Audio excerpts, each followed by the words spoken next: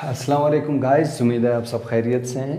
आज का हमारा नया लेक्चर है lecture number 4, carriers in biology. हम ये पढ़ेंगे कि बायोलॉजी के कैरियर्स क्या होते हैं और साथ ही साथ हमने कोशिश किया है इसको एज ए नोट लिखा हुआ है ताकि आप इससे पेस्ट करके अपने कॉपी पे वहाँ पे अपनी एग्ज़ाम या टेस्ट की तैयारी कर पाओगे।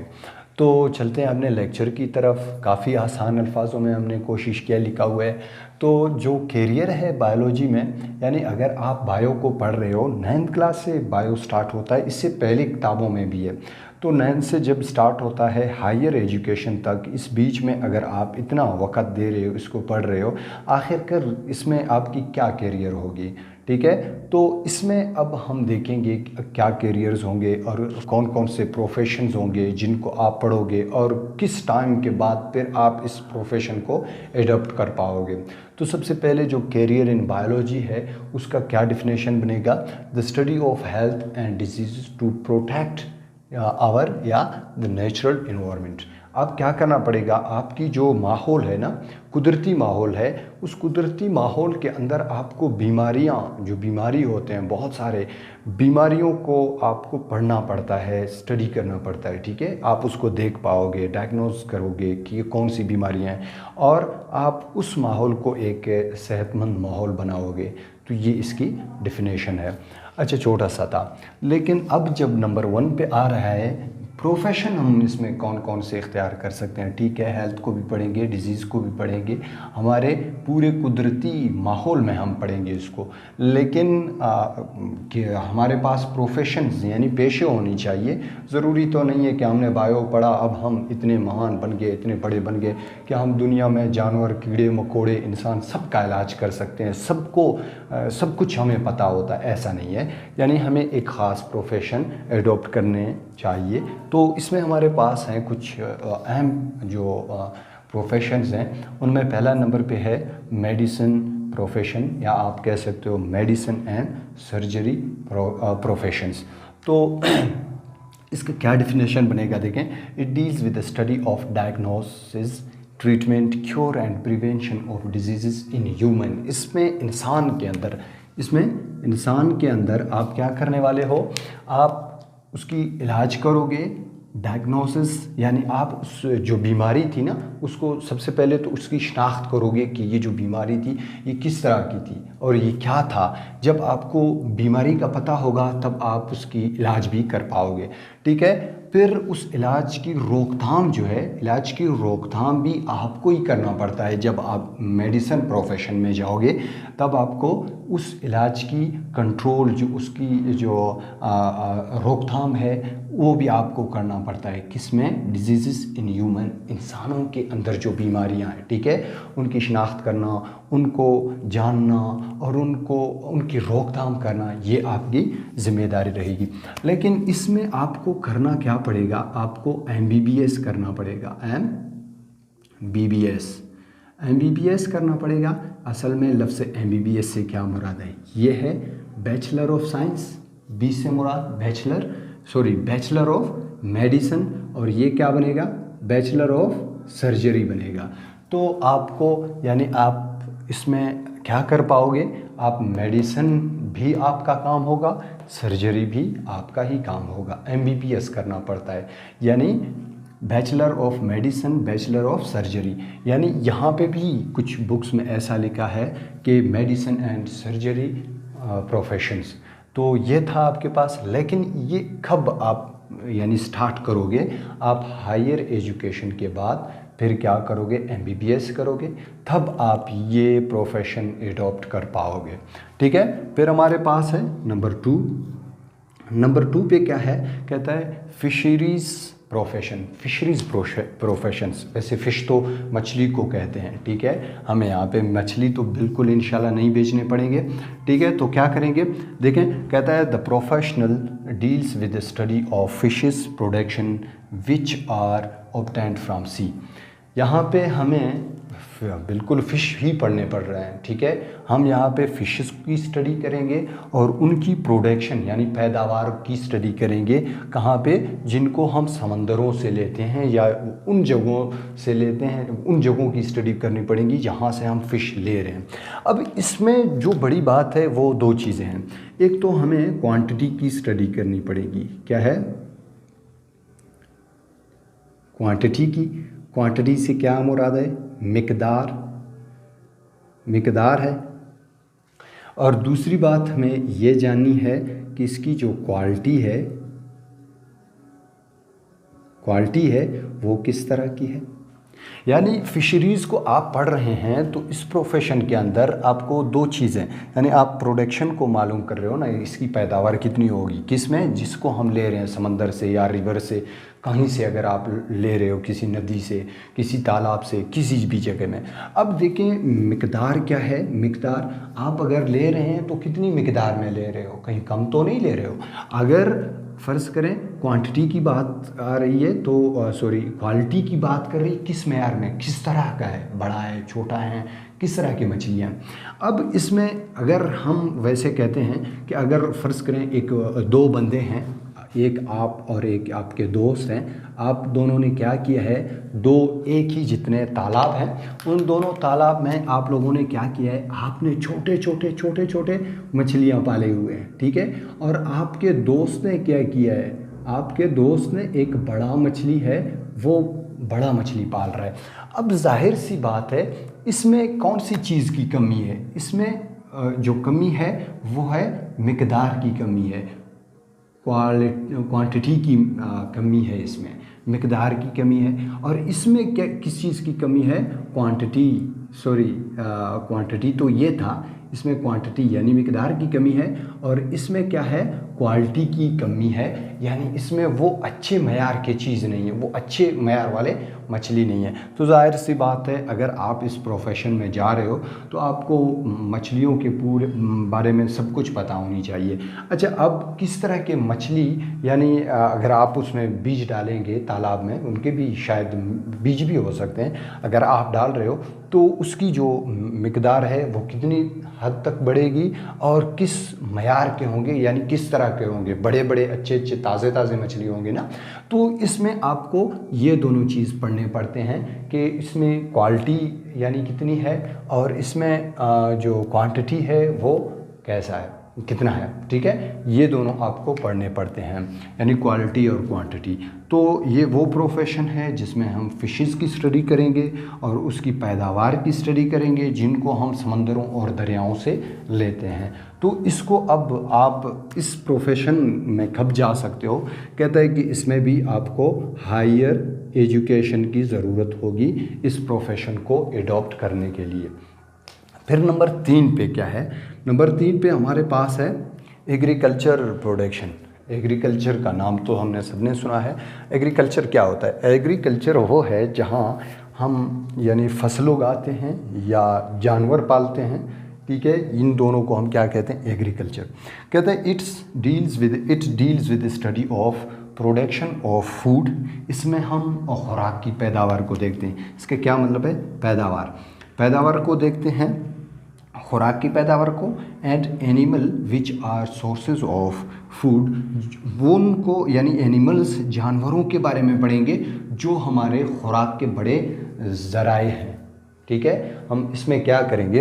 इसमें भी सेम वही चीज़ करना पड़ेगा, यानी क्वालिटी एंड क्वांटिटी आपको इसमें भी देखना पड़ेगा, ठीक है। अगर आपने कहीं पे आप अपने जो फीड हैं वो भी दे रहे हैं और साथ ही साथ आपने जगह का बंदोबस्त किया हुआ है, वहाँ पे काफ़ी मज़दूर भी हैं, लेकिन अगर उसमें भी क्या है, क्वांटिटी कम है, ठीक है, क्वांटिटी क्या है, कम है, तो उसमें आपके लिए या उस जो फार्मर है उसके लिए कुछ नहीं बचेंगे, फूड नहीं बचेगा, उतने वो कमा नहीं पाएंगे।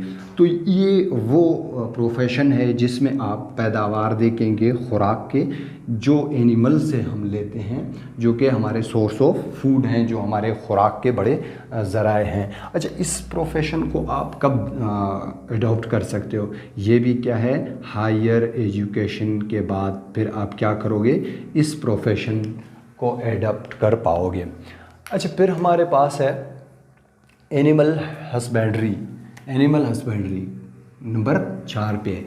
एनिमल हस्बेंड्री क्या है? कहता है it is branch of agriculture which deals with study of care and breeding of domestic animals. इसमें हम क्या करते हैं, ये भी एक क्या है, एग्रीकल्चर का शाख है। जिस तरह से अगर हम जानवरों के बारे में पढ़ रहे हैं वो एग्रीकल्चर में आते हैं, ठीक है, या अगर हम पौधों के बारे में पढ़ रहे हैं वो भी एग्रीकल्चर में आते हैं, फसल के बारे में। तो कहता है कि ये एग्रीकल्चर का एक शाख है जिसमें हम जानवरों की केयर के बारे में पढ़ेंगे, यानी उनकी हिफाजत करेंगे, उसकी देखभाल करेंगे, and breeding of domestic animals, जो हमारे पालतू जानवर हैं ना, जिस तरह से हमारे पास क्या हैं, बकरियां हैं, भेड़ हैं, गाय हैं, भैंस हैं, उन सब की जो ब्रीडिंग है, नस्ल है, उनके बारे में आप यहाँ पे पढ़ेंगे। कि जिस तरह से देखें आजकल जो गाय भैंस हैं उनमें बड़ी अच्छी अच्छी नस्ल आ गई हैं, तो वो किस तरह से उनकी ब्रीडिंग की वजह से आ गई हैं, क्योंकि उनके जो जनरेशन है उनको इम्प्रूव करना टेक्नोलॉजी के थ्रू, या उनके लिए अच्छे जो फीमेल गाय हैं उनके लिए आप अगर जो मेल ला रहे हो वो अच्छा होनी चाहिए, ताकि उसकी जो बच्चा हो, जो उसका ऑफस्प्रिंग हो, वो क्या हो, बेहतर हो, ताकि उससे आप अच्छी पैदावार ले सकें, दूध ले सकें, ठीक है। तो ये क्या है, ये हमारे पास एनिमल हस्बेंड्री है। तो इस प्रोफेशन को भी हम कब अडॉप्ट कर सकते हैं, यानी हायर एजुकेशन के बाद जब आप एफएससी करेंगे, उसके बाद फिर आप इस प्रोफेशन के लिए ख़ुद को तैयार कर पाओगे।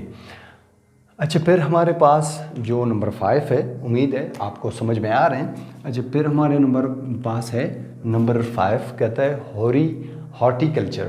हॉर्टिकल्चर प्रोफेशन, ये भी एक प्रोफेशन है जिसमें क्या पढ़ते हैं, ये भी एग्रीकल्चर का एक ब्रांच है। कहता है it's branch of agriculture in which we study about the treat betterment of existing variety of plant.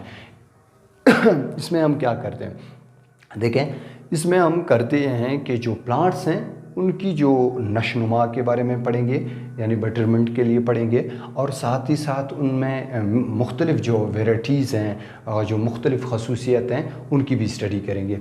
कैसे, कुछ लोगों को फूल बहुत पसंद होते हैं, तो उन्होंने देखे होंगे कि अगर आप किसी पार्क में या किसी जगह जाएं, अच्छी जगह जहाँ पे अगर फूल ज़्यादा होंगे, तो एक फूल है, ठीक है, उसकी कई ज़्यादा टहनियाँ हैं, उस हर टहनी में आपको एक अलग कलर का एक क्या दिखेगा, एक फूल दिखेगा। तो ये एक अच्छी वैरायटी का फूल है। तो कुछ इस तरह के फूल भी हो सकते हैं कि उनकी क्या होंगे, उनके पास अच्छी खुशबू होंगे, तो लोग उनको अक्सर पसंद करेंगे। तो अच्छी वैरायटी से क्या मुराद है, जिनमें अच्छी खसूसियत होंगे, वो क्या कहलाते हैं, वो जो एग्जिस्ट कर सकें, जो वजूद रखते हों, ठीक है, प्लांट्स में। हम इसमें प्लांट्स पढ़ते हैं, प्लांट के बारे में, उनके लिए हम क्या करते हैं, अच्छी जो बेटरमेंट है वो, यानी उसकी अच्छाई के लिए हम अच्छे जो वैरायटी के पौधे हैं वो बना लेते हैं। तो ये क्या कहलाता था, ये हॉर्टिकल्चर, जिसमें हम प्लांट की वैरायटीज़ को पढ़ेंगे और उसके बेटरमेंट के लिए हम इस प्रोफेशन को अडॉप्ट करेंगे। ये कब होगा, ये भी यही कह रहा है कि हायर एजुकेशन के बाद आप इस प्रोफेशन को अडॉप्ट कर सकते हो। समझ में आ रहा है, इंशाल्लाह आएगा।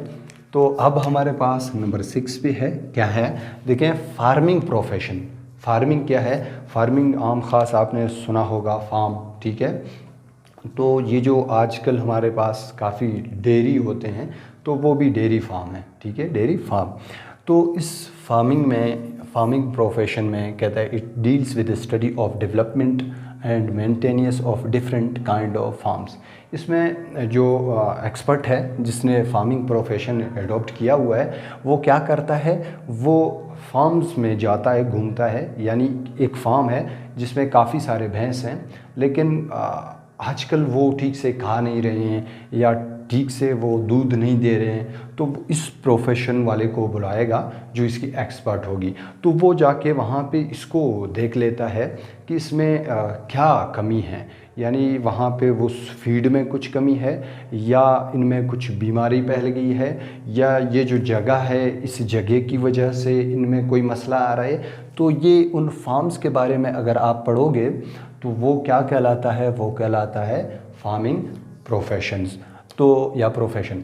तो इसको अगर आप एडॉप्ट करोगे तो इसके लिए आपके पास कौन सी स्किल्स होनी चाहिए, हायर एजुकेशन इसमें भी आपके लिए मस्ट है। इसके बाद फिर आप क्या कर सकते हो, इस प्रोफेशन को एडॉप्ट कर सकते हो। फिर नंबर हमारे पास है नंबर 7 पे फॉरेस्ट्री प्रोफेशन। फॉरेस्ट से मुराद क्या है, जंगलात या जंगल। देखिए जंगल भी दो किस्म के होते हैं, एक है नेचुरल फॉरेस्ट जो कुदरती जंगलात होते हैं, एक है आर्टिफिशियल जंगलात या आर्टिफिशियल फॉरेस्ट जो कि हमारे पास मसनूई जंगलात होते हैं जिनको हमने ख़ुद क्या किया है, वहाँ पे दरख्त उगाए, कुछ दरख्त उगाने के बाद वहाँ पे वो जंगलात वो फॉरेस्ट बढ़ती गई। तो इसमें हम जो एक्सपर्ट होगी वो उसको करना क्या है, in forestry profession we look after the nature forest and grow new agriculture forest. हम क्या करेंगे, हम इस प्रोफेशन में जो जंगलात हैं उनके बारे में पढ़ेंगे और साथ ही साथ वो जो कुदरती जंगलात हैं उनको पढ़ेंगे, और अगर कम हो जाएं उसके बाद हम क्या करेंगे, हम खुद से जो आर्टिफिशियल यानी क्या करते हैं, ग्रो न्यू एग्रीकल्चर फॉरेस्ट, फिर हम नए जंगलात भी उगा सकते हैं। ठीक है, तो इसमें हमें क्या करना पड़ता है, इस एक्सपर्ट को जो फॉरेस्ट्री प्रोफेशन वाला है उसको क्या करना पड़ेगा, वो सबसे पहले तो उसको वो मिट्टी देखना पड़ेगा कि इसमें मिट्टी ज़रखेज़ है कि नहीं, इसमें कौन कौन सी जो दरख्त हैं, जो प्लांट्स हैं वो उग सकते हैं। और दूसरी बात, यहाँ पे पानी ज़्यादा है या पानी कम है, और पानी कम वाले यहाँ पे प्लांट एग्जिस्ट कर सकते हैं या ज़्यादा वाले एग्जिस्ट कर सकते हैं। तो वो कल्टीवेटेड जो सोयल है उसके बारे में पढ़ेगा और उसके जो पानी है पानी के बारे में पढ़ेगा। इसके अलावा यानी ये वो एक्सपर्ट है जिसमें ये क्या करते हैं, फॉरेस्ट के बारे में एक्सपर्ट होगा, यानी उस प्रोफेशन को एडॉप्ट कर पाएगा। अच्छा, इसमें देखें ये भी है आपके पास, हायर एजुकेशन के बाद आप क्या कर पाओगे, आप फॉरेस्ट्री प्रोफेशन एडॉप्ट कर पाओगे। ये आपके पास 4th लेक्चर था बायोलॉजी के अंदर। इंशाल्लाह अगर आपको वीडियो पसंद आ गई है तो आप फॉलो करें और सब्सक्राइब करें, और हाँ बेल आइकन को भी ज़रूर दबाएं ताकि नई बनी हुई वीडियो आप तक बर वक्त पहुँच सके। तो इंशाल्लाह फिर मिलेंगे एक नई वीडियो के साथ। तब तक अल्लाह हाफ़िज़, खुश रहिए, आबाद रहिए, सलामत रहिए, दुआ।